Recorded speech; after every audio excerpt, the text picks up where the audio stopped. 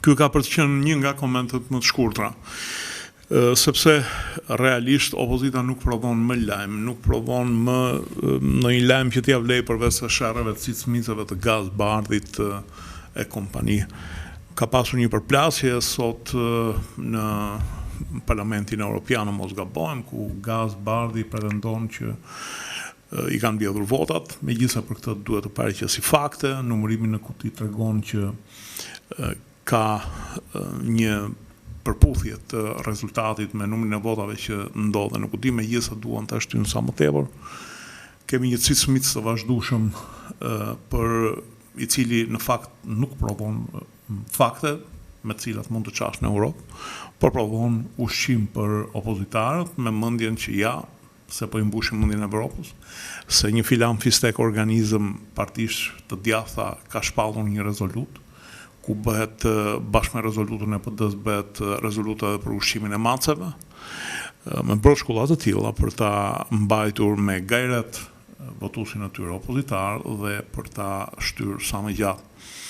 Unë në fakt kam një këshill për ata votues të cilët kanë megjithmonë dy parë më në kokë dhe jo për trushplarët. Këshilla ime është që të përpiqen të gjejnë ndonjë punë, mos presin që të bie Rama, të vi Berisha, të këta të fillojnë punë administratë, sepse që këtu duket falsiteti i gjithë kauzës, kur thonë që kemi 12 vjet rrugëve, po çfarë do vish ti që të heqësh lenën e të futësh prenën në 12 vjet rrugëve. Domethënë do të futesh në administratë të vjedhësh.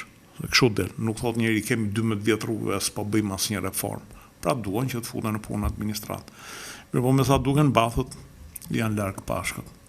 Rama do rrjedhë 4 vjet të tjera në pushtet, opozita do bjerret akoma më shumë, kështu që unë kam një këshill për vëllezërit opozitar, mos shkoni te dyert e Partisë Socialiste që të kërkoni punë, sepse është rrava e gjatë të vetë socialistët.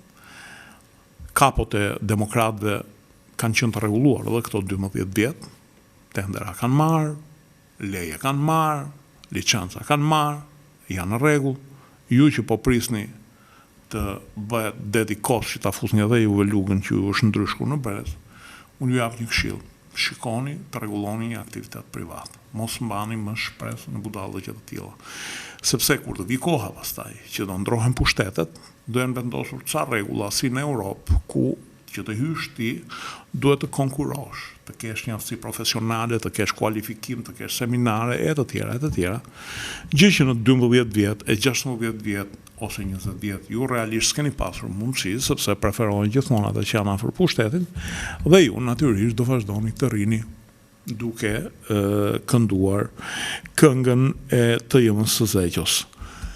Kështu që është një këshill shumë miqësore. Shikoni të profilizoni në sektorin privat. Dhe aty të mund ose të çani përpara në karrierë, sepse privati shikon aftësinë, nuk shikon se i kujt partie je, ose të mund të bëni një biznesin tuaj të vogël, po gjithmonë duke u matur, sepse mbaj mend një këshill që na jepte një profesor në ekonomi.